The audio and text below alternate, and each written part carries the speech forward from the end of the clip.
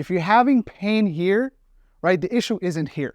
The issue is either up, down, around, or beyond, right? So, and I'll give you a couple examples of that. Yasser writes that he's been dealing with tennis elbow, aka lateral epicondylitis, for the better part of the last 2 years due to jiu-jitsu. And the question is, how do you address it or how do you alleviate it? First thing is we need to understand, what is it? What is tennis elbow? Essentially what happens is all your muscles and tendons here are irritated, they're inflamed because they're being pulled, right? They're being pulled like this, and mainly because of a motion or the flexion of our forearm in this direction. So what happens is this area is really, really active. And so as we're doing a lot of this, and I'll tell you in the way that I've had to deal with it. So whenever you're dealing with, so in my case, what resulted in my tennis elbow, coming and going, a lot of it has to do with how you grip or how much you grip, especially in the case of jiu-jitsu, when you're dealing with something like the gi.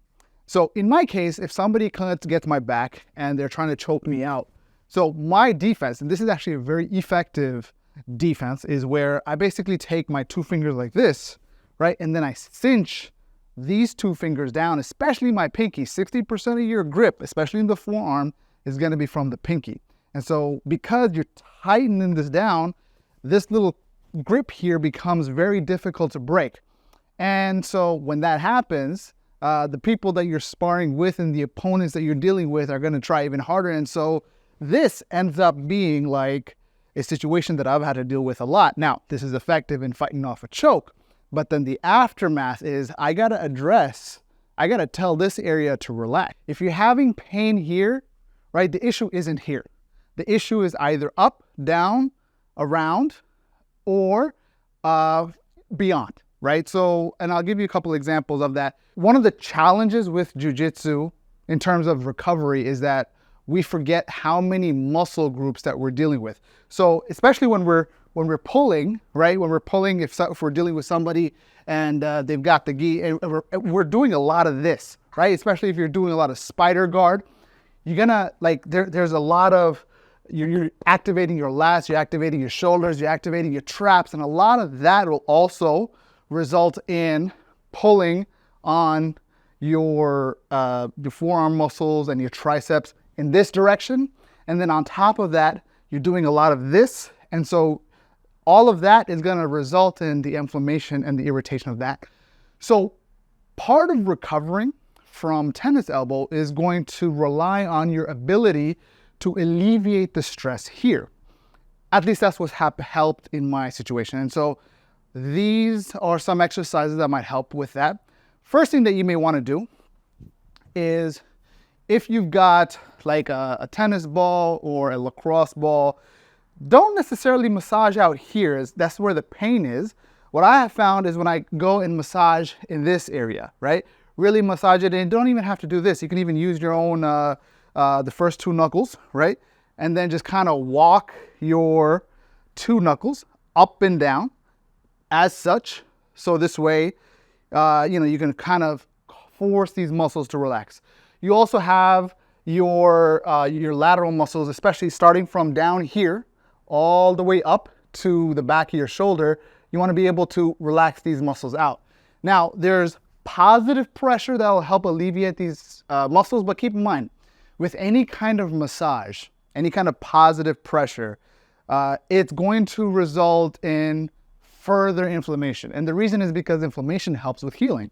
And so when you go into a massage, the reason you might feel sore is not only because your muscles suddenly relaxed, but because of the fact that, there is some stress that you're adding from outside to force the muscle to relax. And that's going to result in some tissue damage that has to be repaired, right? Some of that tissue damage is myofascial tissue, which is the interconnective tissue between the muscles and the joints. So keeping all of that in mind, one of the best things that you can do, and the thing that has been advised to me, especially with my visitations with health professionals, is limit your massaging to maybe a couple of times a week, right? Especially in a case where you've been dealing with this for a long time.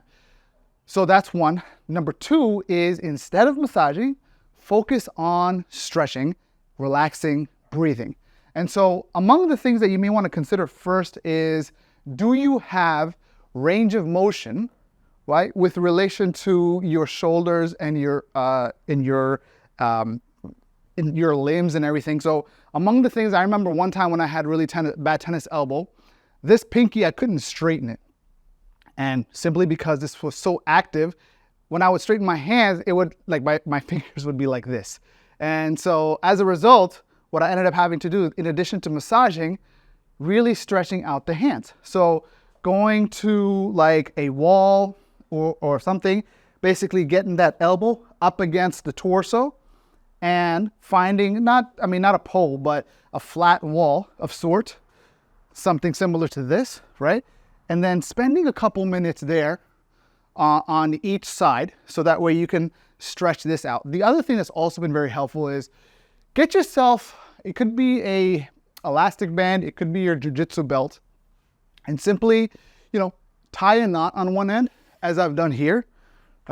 Basically take one end, tie a knot, and then put this through, and as such, boom.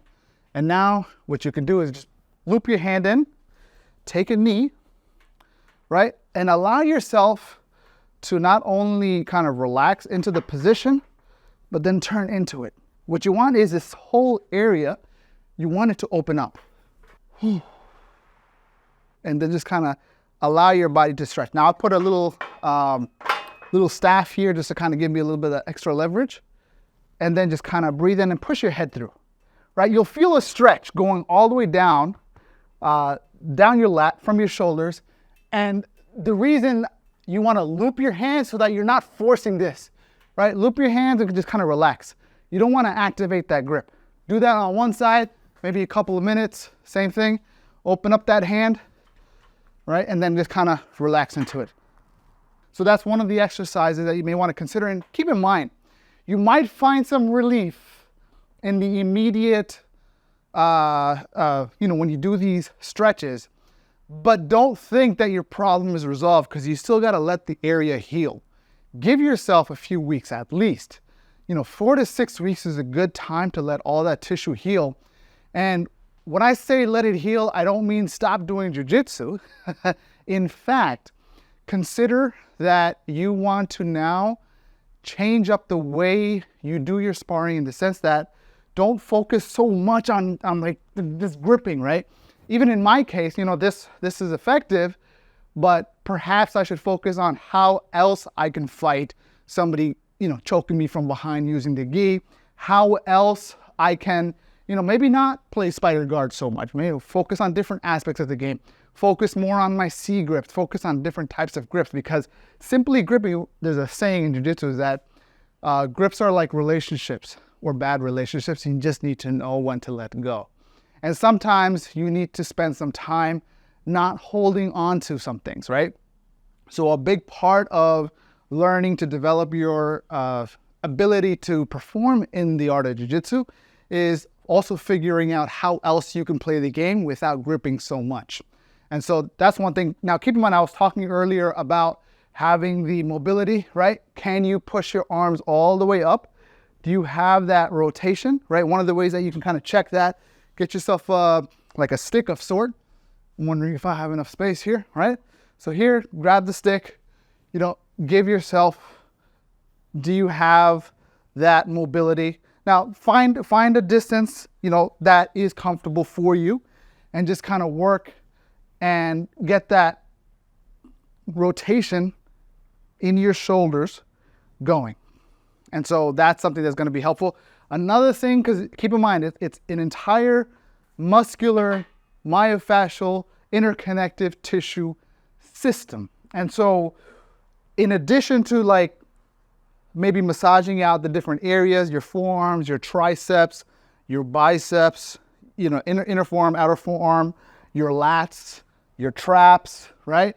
Especially when you get right here, right where the armpit and the lat meet, like really massaging out that area. You could just get yourself a lacrosse ball or a kettlebell, or one of the things that you can also consider is stretching this area. One of the ways that you could do that effectively is get yourself a kettlebell. I don't have my kettlebell here with me, it's actually upstairs, but get yourself maybe a barbell, right? And then from here, just simply, just relax and allow yourself to let that area just stretch down. Let gravity do its work. Now, this is something, there's something called a farmer's walk or a briefcase carry, where you essentially take a kettlebell or a barbell or a dumbbell, take a 30, 40 pound dumbbell and just walk. And then from here, switch sides and then just kind of relax. Let that area. And when you breathe, that's what's going to allow you to, when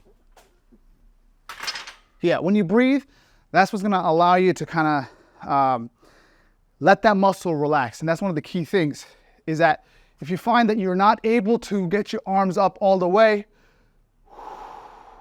breathe and get that rotation going. Oh, and there's one more stretch that you should consider.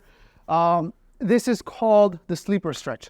So the way the sleeper stretch works is it helps stretch out a lot of the shoulder area. And the way that you go about doing this, essentially get up on your side and then take your forearm and then, towards your belly and just kind of bring it down. And you'll feel a stretch over here too, right? All of this is interconnected, and these are different mobility exercises that you want to consider doing as part of your off day or recovery from a day of intense rolling in jiu-jitsu.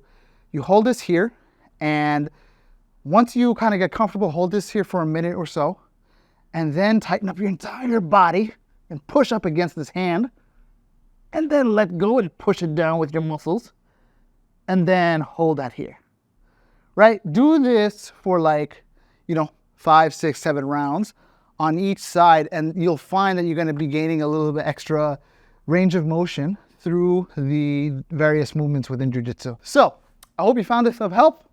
Hope you found this of benefit. Hope it alleviates your tennis elbow. If you have any questions, let me know in the comments below. Coming at you from Space City, aka Houston. I'm already sweating because it's hot today. Rather, it's actually quite cool. It's humid. So anyway, signing out. Take care.